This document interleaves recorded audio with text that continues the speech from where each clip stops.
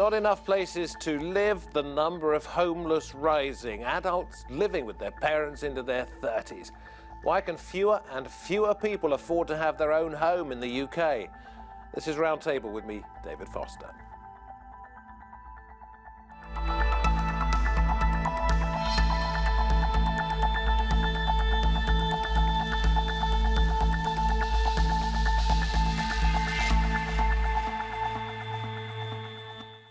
Is the answer to build, build, build, or to look at other countries perhaps and see why they don't have similar problems?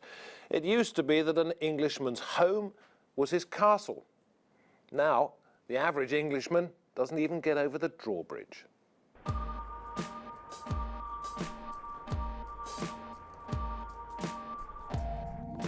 It has the 5th largest economy in the world. There's immense wealth in Britain. But there is a problem. In the shadow of the big banks that dominate the London skyline, those that cannot afford the high rents or property prices live in tightly packed social housing. Modern Britain is facing a housing crisis. No more is the housing crisis evident than in London. There's not enough social housing and there's not enough affordable homes being built. For those that rent in the private sector, they sometimes face high rents, overcrowding and poor conditions. The disparity between the haves and the have-nots is clear when you take a look around the country's capital. The average salary in London is £34,000, while the average house price is £484,000. This means that buying a home is out of reach for most Londoners.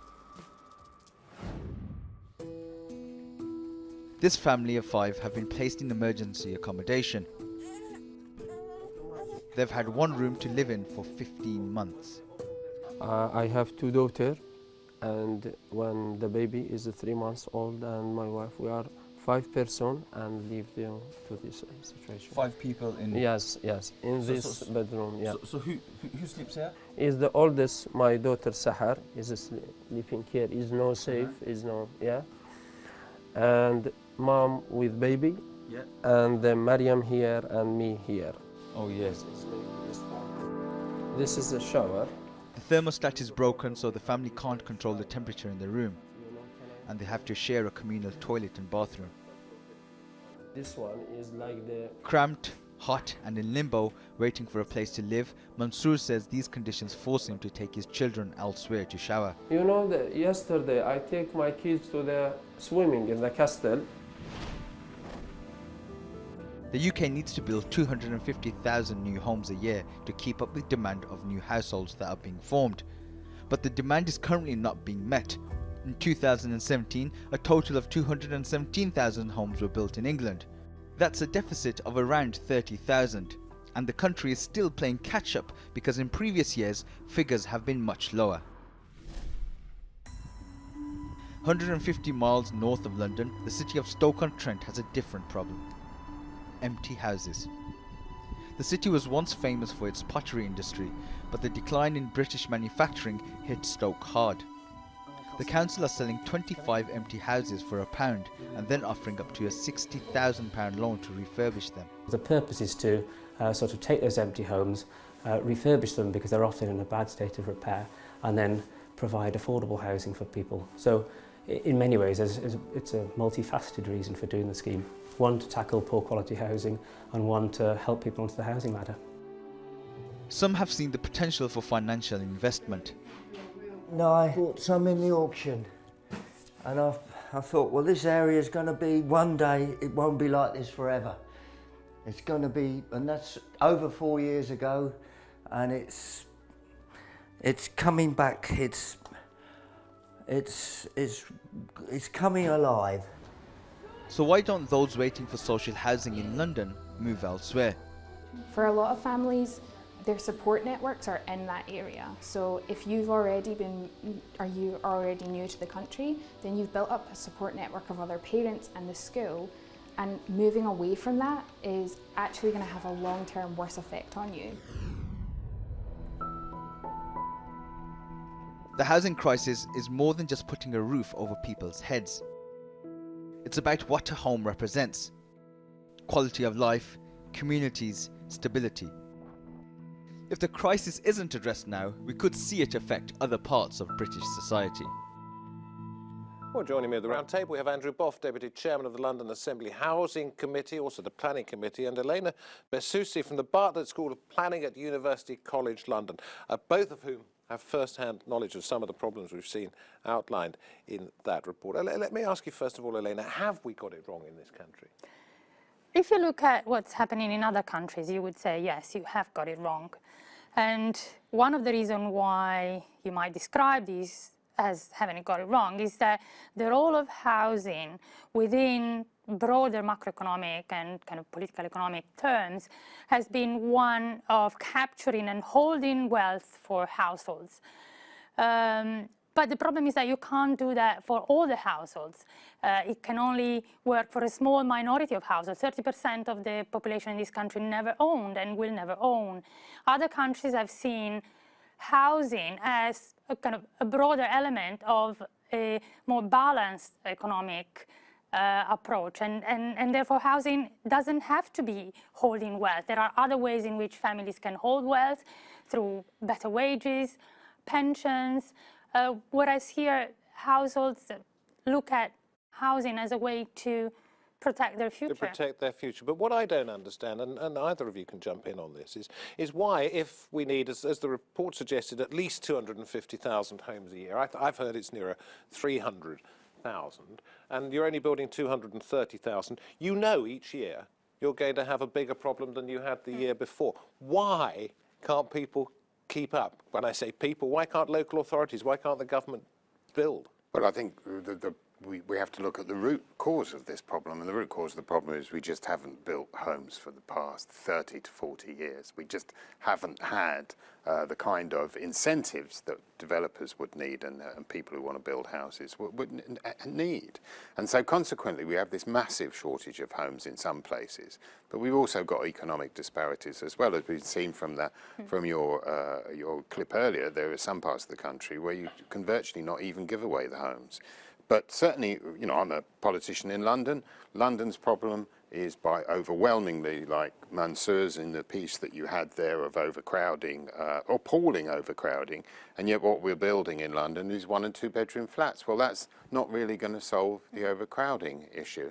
So there is a huge disconnect. There are too many impediments to people entering the housing business. There's too many obstacles for them, and when the obstacles are removed, they're building the wrong things. So, but the question at the beginning of that, Andrew, was not so much as this is the situation we have, that not enough homes are being built, that the wrong type of homes are being built. But the question was, if we know there's a problem, and I say once again we, local authorities, government, why are not enough homes being built? Because I think you talk about incentives. What sort of incentives should Because I think a lot of the political incentives are about number of homes. Let's take, for example, the Mayor of London. He's got an ambition to build 65,000 homes over every year. He's nowhere near going to achieve it, but he keeps saying that that's what he's going to do. Is that how many you think are needed? I think it's probably around 65,000 per annum are needed, but nothing has been put into place to say how you're going to meet that objective, how you are actually going to build those homes. Not only that, the homes that he wants to build are based upon pure demand rather than necessity. So, for example, a couple of students overcrowded in a small flat. You may really think that you need 3 or 4 one-bedroom flats to accommodate their need. Their problems is nothing compared to the family of 3 or 4 that are squeezed into 2 bedrooms. But once again, that's the problem. Let me put the same question to you, Elena, if I may. Yeah. Why? Okay, Is it not happening? it's not happening. Okay, when we talk about the housing crisis, we also have to think about a much more fragmented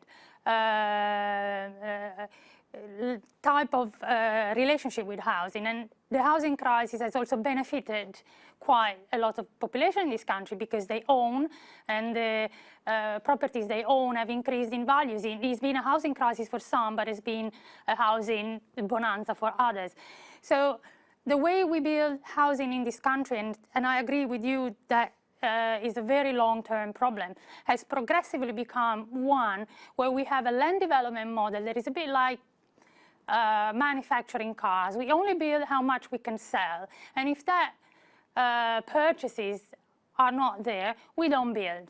And that's because the land development model is one that is treated as, by private providers who want to preserve, for whatever reasons, their own business models.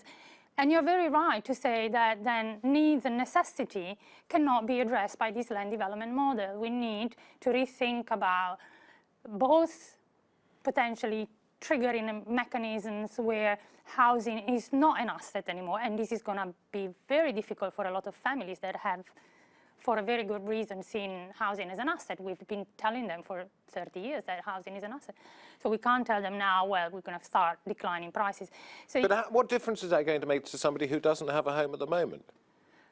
Well, that's the terrible thing about the housing crisis. You can't look at somebody in the eye and say, I'm going to solve your problem in a year, because the problems are so entrenched. Yeah. It's going to take many years for us to get out of this. Yeah. But if you look at the land model, as you say, some of the worst speculators on land, sitting on land waiting for the value to increase, are public authorities themselves. Things like the NHS, people like local authorities. They're sitting on vast swathes of land, and because they're on their balance books, there isn't a current incentive for them to build low-cost homes. So there are problems there as well. Is there not a law in place that would force them to do this? Like a compulsory purchase? There are plenty of solutions. There are plenty of things at the disposal, plenty of tools at the disposal of local authorities, for example, to manage the current housing stock. But I do believe we need to be a bit more radical about land. I do believe, for example, that there should be a right to build wherever you want to, as long as you get planning permission on public land. And if the public land, and you should be able to build on there for free, basically, and only then pay for the land when you then sell the property. Because one of the things that we don't have, for example, in the United Kingdom that they do have in Germany, for example, is a very large self-build sector. It's tiny in the United Kingdom because the difficulty of getting that land is so extreme. It is so bureaucratic, so hard, and the landowners, typically local authorities, are holding on to them and not letting them go. I would give everybody a right to build on that land. On somebody else's land? On the public land. So you're suggesting, come in just a moment, if I may, Elena, you're suggesting that, let's say there's 2 acres of land that's owned by my local NHS trust. I and my best friend and some people I don't know or whatever, we get together and we say, well, look, we'd like to apply for planning build permission. 100 houses there.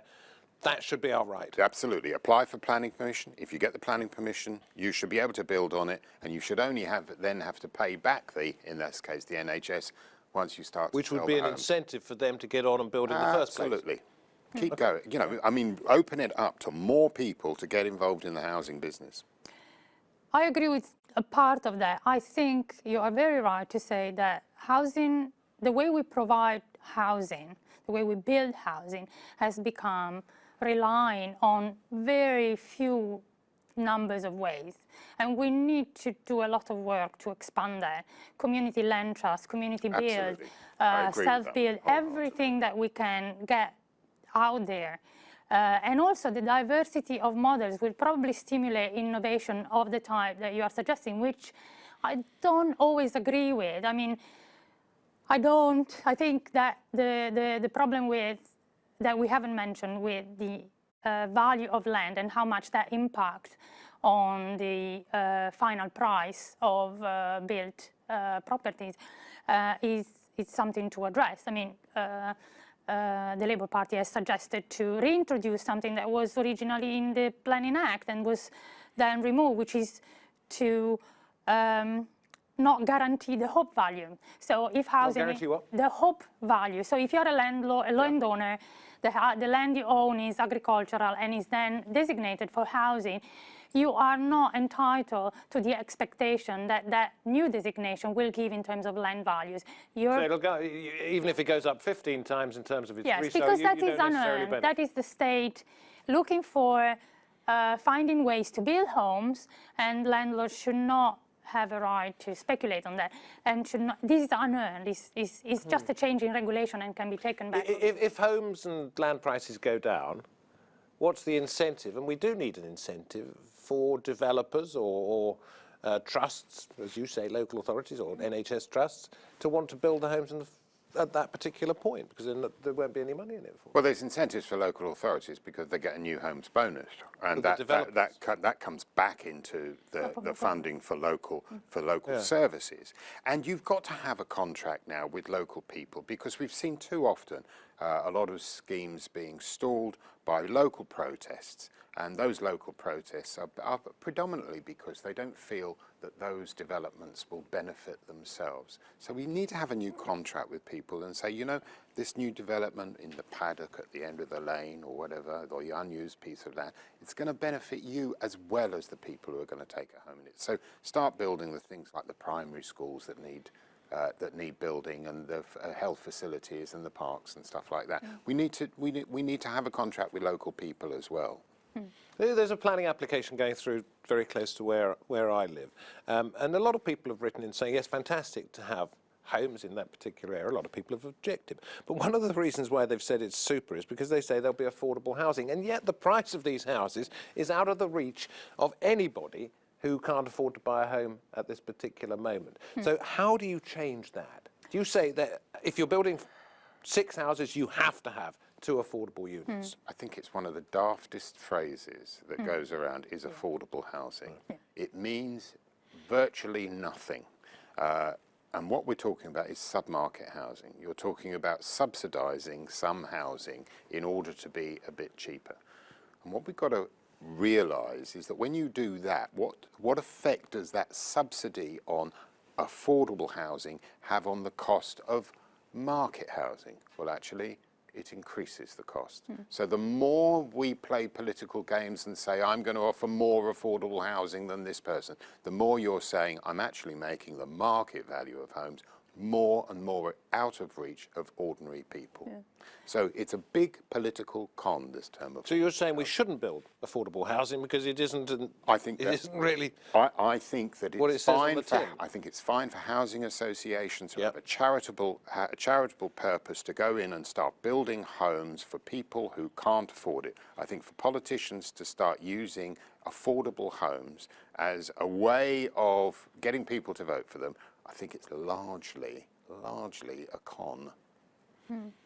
I don't think getting affordable housing out there, especially in London, is getting politicians voted. I mean, we've seen what's happened in Haringey, and if the kind of schemes that people protest against are like the Haringey development vehicle, then I would do welcome that protest, because it's not just about adding, it's also about removing the houses where people live, and the same is happening across London. So I understand the protest, and I support it when it is against developments that are generating a net loss, especially of social housing.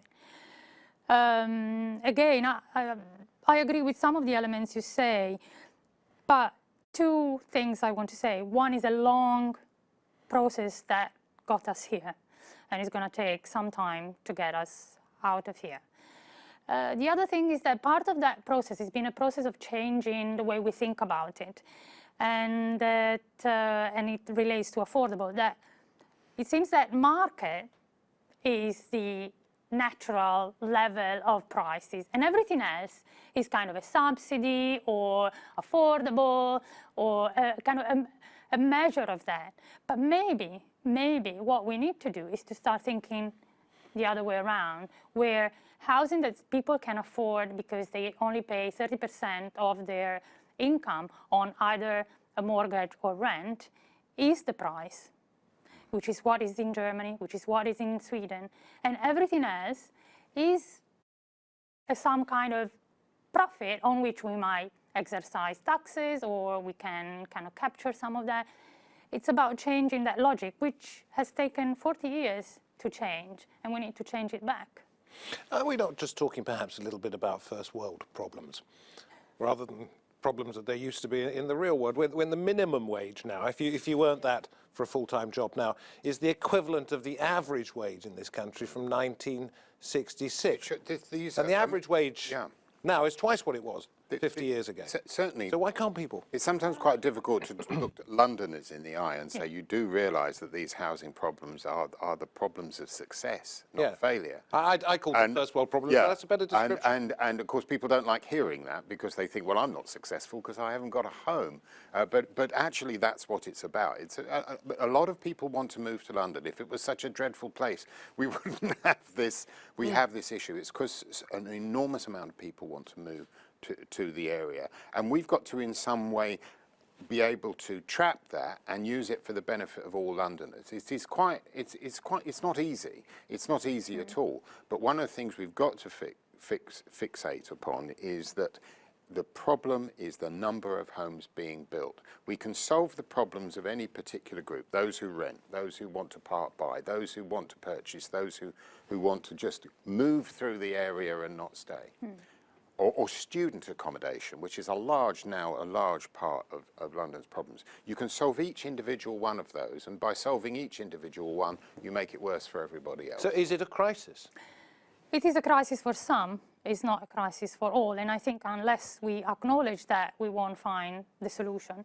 Yeah, we had the young woman from the charity saying, well, people have a problem because they can't live next to the people or near the people that they want to live next to. But I agree, there are some significant problems and some which are less So where problems. is there a crisis and where is there not? The crisis is in the crisis of accommodating those who need and to rethinking what housing... Really need or really want? No, you need to start with those who really need, and then you start to move your way upwards and ensure that housing provision and the cost of housing is always accessible depending on your income, that you create a bracket of maximum income that people should pay, share of income that people should pay for housing, and that's it. And it needs a long time. As I said, it needs a long time. You have to start with the emergency, and what this country needs is social housing at social rent, not affordable housing everywhere,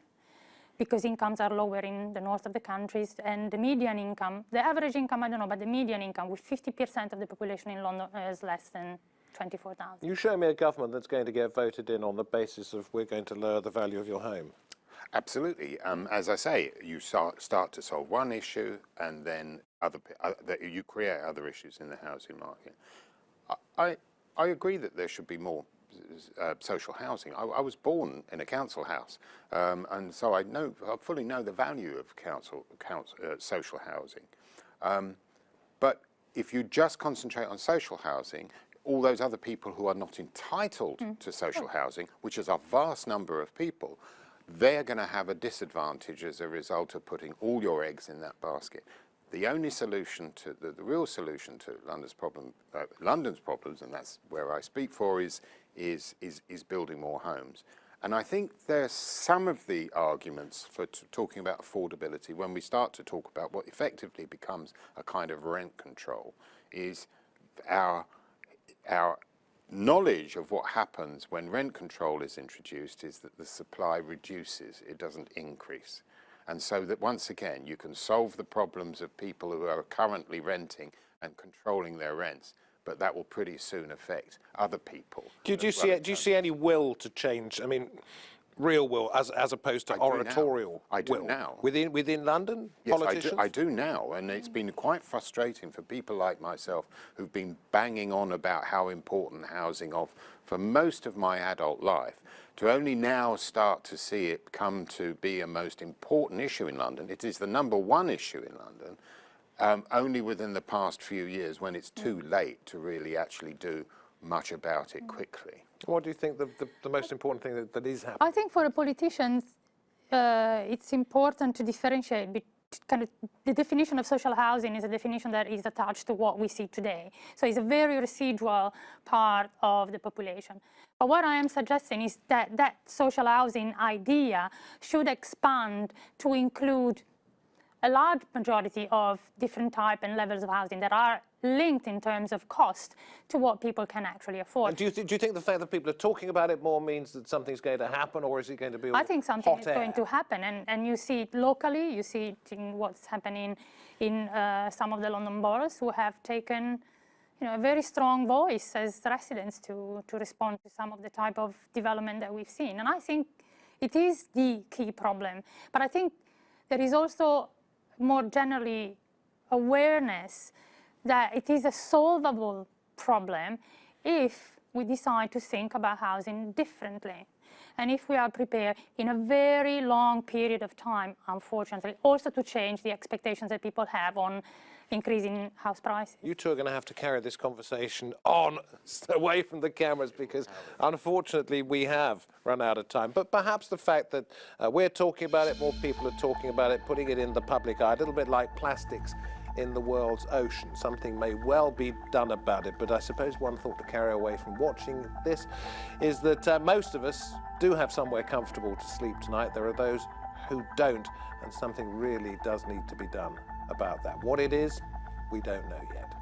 From me, David Foster, and the Roundtable team, thank you for watching. Hope to have your company next time. Bye-bye.